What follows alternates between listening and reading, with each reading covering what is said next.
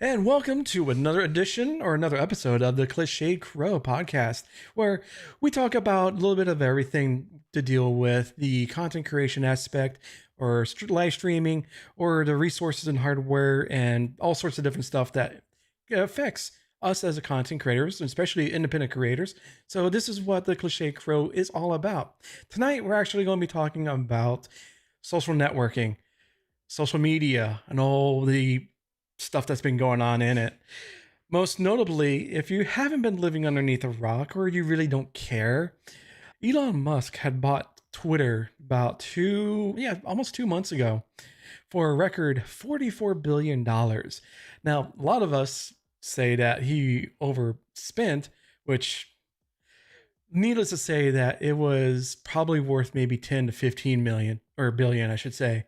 Well, if it's $1 million, that's pretty much a steal.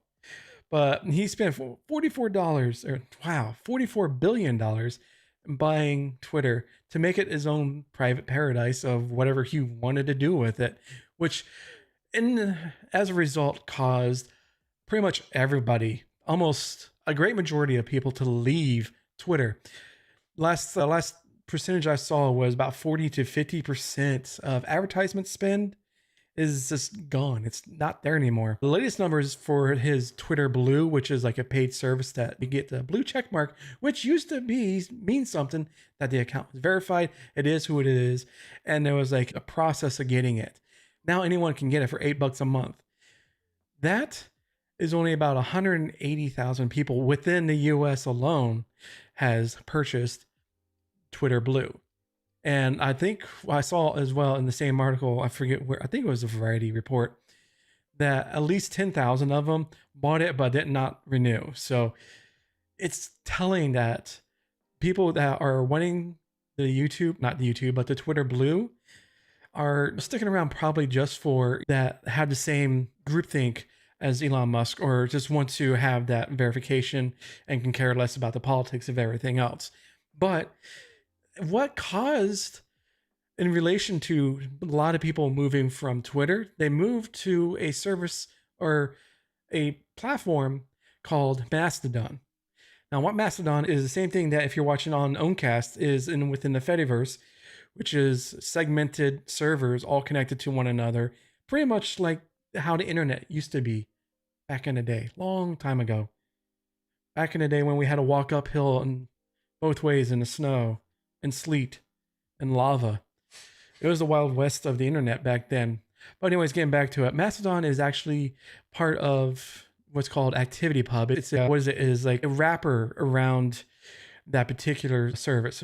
So you can have your own instance, or let's say a server that you can use if you wanted to, or join one of the already established ones. And you can actually make your own instance or your own server that, let's say you like reptiles, or you want to get a community going between disc golfers. So you can make your own instance about that and be shared amongst all the other instances that are part of the Fediverse or within the Mastodon ecosystem. So a lot of people went there because they saw it as like a Twitter alternative. What they were getting into is something a little bit more complex. Mastodon and the Fediverse as a whole is email. Like, you have a Gmail account, if you have a Gmail account, or if you have a Hotmail account. Those are on two different services. But you can still talk to each other, no problem. But what the main problem is that you have to actually actively follow or find that one person. With recent acts that have become to light, like Ivory, it had made things a little bit more easier to get connected to other people. Now, when people first came there, let's just say 2 months ago, from Twitter, they saw, oh, I have to pick an instance. I'm confused. What the hell do I do? So that was like a first barrier of entry, because people got so used to Twitter just giving you or holding your hand the entire way. But with the Fediverse and Mastodon and anything that is associated with that, you do have to use your noggin every once in a while to actually get part of the actual service. Sign up with an instance or find an instance that you feel like you want to join, and then Bob's your uncle. But a lot of people saw that as a stepping stone or a speed bump. Wow, my brain is not even here tonight. They saw it as a speed bump to getting started. And with that first speed bump, they instantly thought in their mind, this is not Twitter. I want to go back. So they might have created an account, stayed for about not even a week, and then left. So we saw a huge amount of numbers, 2, 3, 4 million members or accounts being created within a short time span. And a lot of servers were being hit hard with that extra load coming in from Twitter. It's just amazing that one thing happened to cause so many people to leave one service and go to another. And it's interesting to see just the wave of people coming in. You see the uptick, and then the steady down, but then it doesn't go down to where it was before. It's at a higher, the peak is, or I should say the valley is at a higher level. So it's great to see so many people that actually go to Mastodon are actually trying it. And then we have a lot of famous people. We have I'm drawing a blank, but we have a lot of famous people, high profile accounts that were on Twitter, decided, you know what, I'm done with this. I'm done with Twitter. Close my account. I'm going to Mastodon. And from my personal opinion, it looks like they're having a better time, better interactivity with the people that actually actively follow them. So it's nice to see that Mastodon is gaining ground with what we call the normies, the normal people that are out there that normally would stay in like Twitter or Facebook and stuff like that. To see that Mastodon is starting slowly, which is the best way to do it, is to have this slow ramp up to gain a foothold into the normal social media type of person that only posts once or twice a day, or they post all their lunch or anything like that. So it's interesting to see that happen in real time, less than 2 months. All of a sudden, it's a huge explosion. But now we got Twitter with, closing the API for all third-party apps. That happened about 2 weeks ago, or a week ago. Tapbots that made Tweetbot, and then you had a Tweeterific, and all these other smaller apps. They lost access to Twitter, the infrastructure that provided the information that they can give to us as we use their service or their app. Because I guess what happened is that Mastodon and people moving away scared Twitter. I'm not going to say who, but I'm just going to say as Twitter as a whole, because that's just the overarching, what he's known for is Elon Musk. But for right now. But I think what happened is that him cutting off the API for those third-party the third-party app makers. And now February 9th, he's going to be cutting the API for pretty much everybody. The free API, I should clarify, because he is losing, or I should say Twitter has lost so much money in just these past 2 months that it's crazy ridiculous. It's wicked crazy, as some people in Boston would say. So yeah, you can see this slow decline. The burning of Twitter is actively coming to a head, and that it's not going to be good for the next year, because there's so much that has to be done to stop the free fall of what's happening to Twitter. But now let's go ahead and stop from Twitter, because in that aftermath, a new service had just arrived that was geared mostly to just content creators and live streaming. What I'm referring to is the service called Hive. Now, when it first came out, it was only for iOS, and it was it was okay. It was kind of trying to be a Twitter 2.0, but geared more for the content creators and live streamers, especially from Twitch and a little bit from YouTube, and also OnlyFans and Fansly, because they incorporated a lot of that culture into that particular app.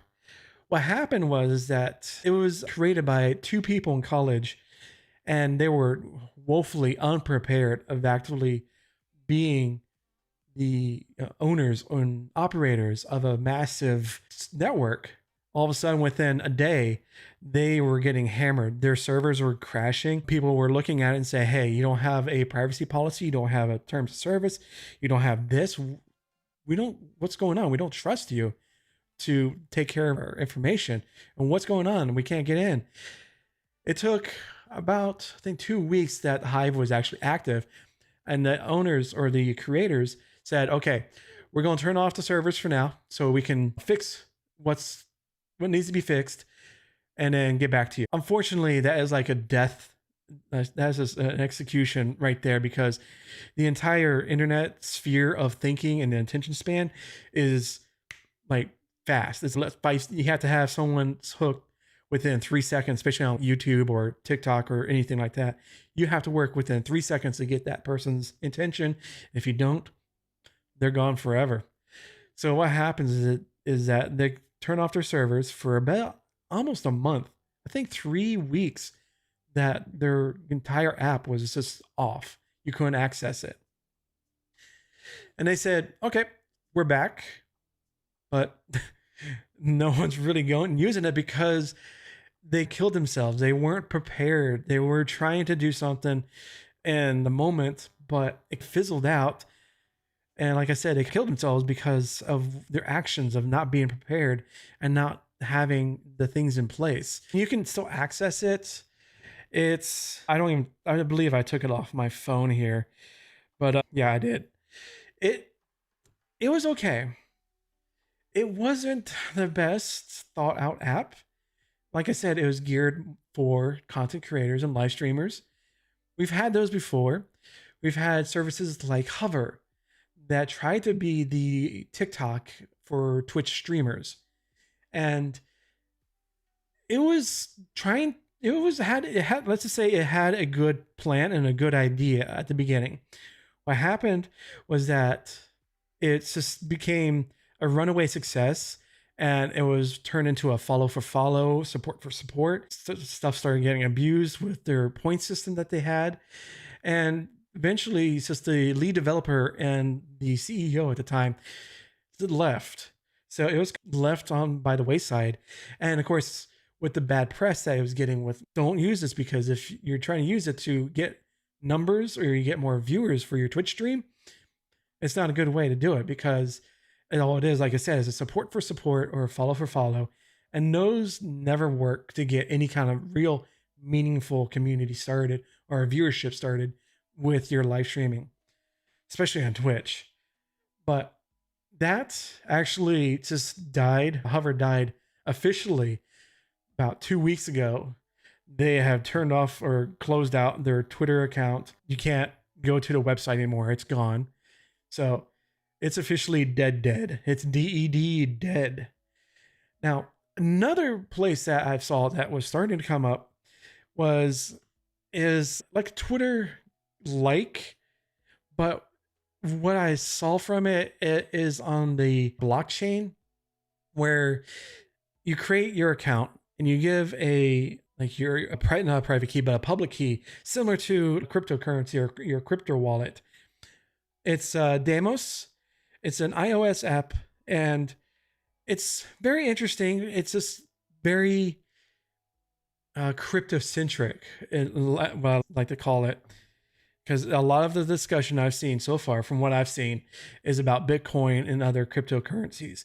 And in this day and age, or I should not say day and age, it's like kryptonite to content creators, or I should not just say content creators, but a majority of content creators that don't want to get into the cryptocurrency or Web3 because of the stigma that is associated with that. It's a scam. There's been burned by so many of these vanity coins that have come up, ones from like a couple of the FaZe Clan members. I think even Logan Paul or Jake Paul, one of the Paul brothers, set something up. What's his name? IShowSpeed was involved in a crypto wallet scam thing that he got called out, and it wasn't, and he's saying, oh, that was something else, and trying to YA him from the cryptocurrency that he got involved with. So a lot of the times with this new age of social networking, it's pretty much almost becoming a free-for-all. I can see that Mastodon is actually becoming a forefront for a lot of content creators and independent live streamers and stuff and an artist, because it actually gives a them aspect of their own work that they can control and that they can put out there on their own without having to worry about the algorithm or worrying about, okay, I have to get so many amounts of viewers and tweets and likes and retweets and stuff like that. It brings it back that you don't have to work as hard, not as work as hard, but you can focus your work better in a better direction instead of having to worry about the algorithm. Because as it was with Twitter and probably still is, I haven't really I've semi closed my account. It's still there because I don't want to lose the name, but I can see that how the larger content creators would have to work so hard in creating the content and spend the same amount of time working on getting their content out there to the masses and having to worry about the number games. And it's just, you don't have to worry about that. So it's like looking back at the old days. I mentioned earlier how it was like the Wild West. You didn't have to worry about the algorithm because there wasn't any. All you had to do was get your name out there and basically say, hey, this is me, and start talking with other people, collabing with other creators or other people. And that's how how it should be and how it used to be. Now, another thing is getting your message out there is, especially with Mastodon, we have to worry about the hashtags because there is no algorithm. That's basically the algorithm is the hashtag. So it's funny to see all these posts with all these hashtags. I'm like, I'm not used to this anymore because you shouldn't back on Twitter, you shouldn't put as many hashtags, maybe 3 at the most. But here it's like, one hashtag, here's a hashtag. You want a hashtag? Here's another one. Everyone gets a hashtag. It's like the Oprah moment, right? So it's fun to see the collaboration with all these people coming in. And it's, from my own personal take from it with Mastodon versus Twitter, is that I've gotten more interactions with other people with a much lower amount of followers than I ever did on Twitter. Twitter, I myself was more worried about trying to get the numbers up, trying to do this, trying to focus on what is the best way to get your tweet out there and seen by everybody. What words you have to use in order to have the algorithm gods grant you audience with the rest of the world. I don't have to worry about that anymore. And it's refreshing to not have to worry about all of that. And it's just, like I said, it takes off so much worry and stress and having to worry about that. And it's just actually create the content, make it as best as you can, and then post it out there. If it doesn't go, if it gets picked up, a lot of people like it, hey, it's more power to you. That's the best thing that you can do. But it's just the thing that we see all of these options opening up before us. Like we have Pixel Feed for the Instagram people that want to post just pictures. That is part of the Activity Pub, Mastodon, and the Fediverse as well. And it's great to see all these little things. Owncast. I am streaming on Owncast right now, which is, I'm not going to say it's a competitor because it's just one stream, one server, and that's it. It's an alternative to Twitch if you're not wanting to worry about the Twitch algorithm and the discovery, which is actually dog crap there on the Twitch. It's just nice to post the content, create the content, and then get it out there for everyone to enjoy and move on to the next piece. It just frees you as a content creator to do so much more that you could have not been doing if you're worried about algorithms and kingmaker systems or trying to get discovery and stuff like that. So I can see 2023 for the social networking aspect of everything is going to be an interesting place. If Twitter continues to keep going the way it's been going and bleeding advertisers and bleeding users and just letting, you know, the inmates or the inmates run the asylum, it's not going to work out too well. He's going to continue to bleed money. It's just going to be one thing after another. I see Mastodon becoming a leader into what is actually going to be as a social networking of the future for the next couple of years, because things change. It could be something else that comes up that is where everyone decides, oh, hey, let's go to this because this is actually better. Who knows? I'm not going to say this is going to be the end all for 3 years. I could be wrong, and I will probably be wrong. I would love to be wrong, but yeah.